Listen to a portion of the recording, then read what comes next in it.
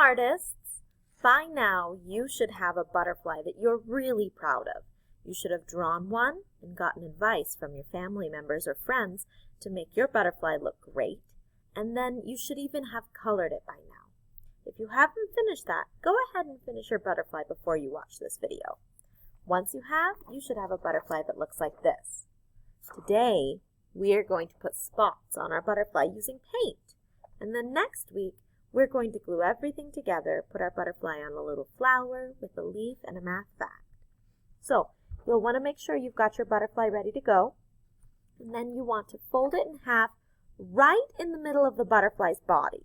That might not be the middle of your page, so I would recommend having an adult help you. I'm going to fold my butterfly right down the middle by looking at it as I fold. And see, my butterfly's not right down the middle. Yours probably won't be either. Okay. Do you see how I have a fold in the middle of my butterfly? That's exactly what I want. Now, unfold your butterfly so that you can see the fold and the butterfly's looking at you. Next, you're going to need some paint and a Q-tip. As far as the paint you can use almost anything. We're going to use acrylic here in class, and they sell acrylic in little containers. If you have craft paint at home, that's usually acrylic, or poster paint that they sell at the dollar store and other fun stores like that, or we even have a recipe for paint that you can make at home using just flour, salt, water, and food coloring.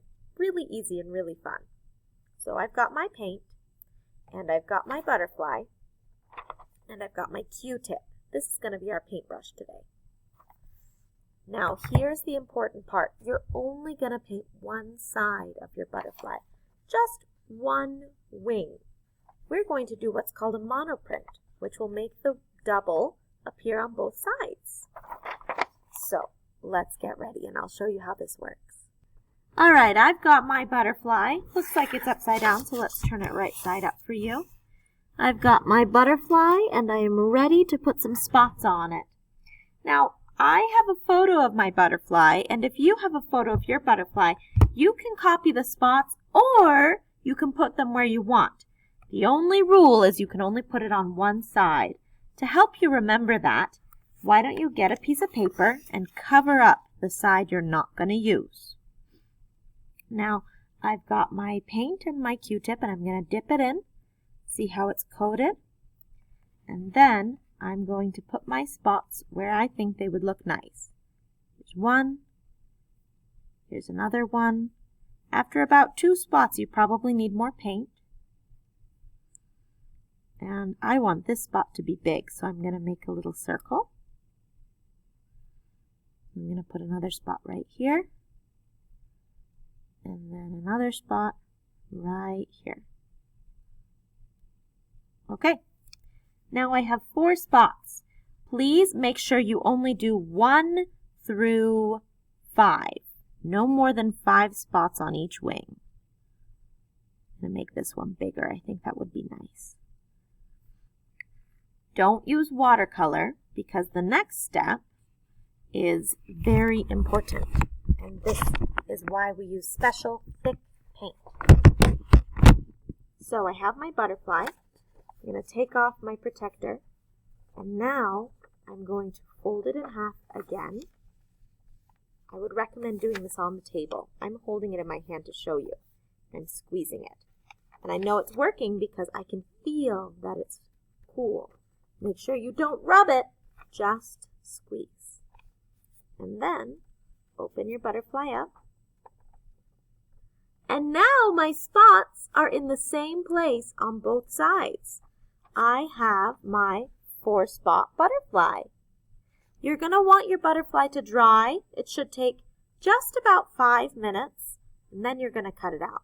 So I'm going to pause so my butterfly can dry, and I'll show you the next step. Now my butterfly has dried, and look at those pretty spots. The next thing I'm going to do is cut out my butterfly. And you'll want to be careful because we're cutting round edges. So a good tip when you're cutting something in a round edge, you can kind of see my butterfly there. Actually, I'll cut it like this so you can see even better. When you're cutting in a round edge, you want to turn your scissors as you cut. Do you see how my scissors are turning as I cut? Yeah, just like you're turning a wheel. Okay? And then you want to change the angle of the cut for when you need to cut in a straight line. You can even turn your paper if that works better for you. So cut, and when you come to a curve, turn your scissors as you cut. Turn your scissors as you cut. Turn your scissors as you cut. That's going to let me get all the way in my butterfly's wing right there.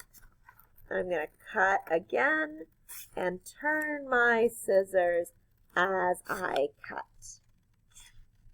See how nicely that's working? Look at my pretty little butterfly so far.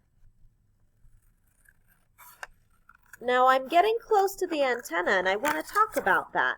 For our antenna, if you cut out just the antenna lines, then your antennas will probably fall off. So instead, what you'll want to do is cut around the antennas,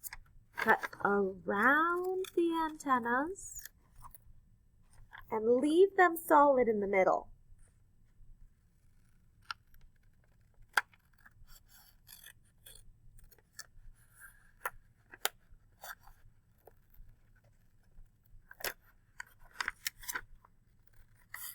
Cut around. I'm turning my paper.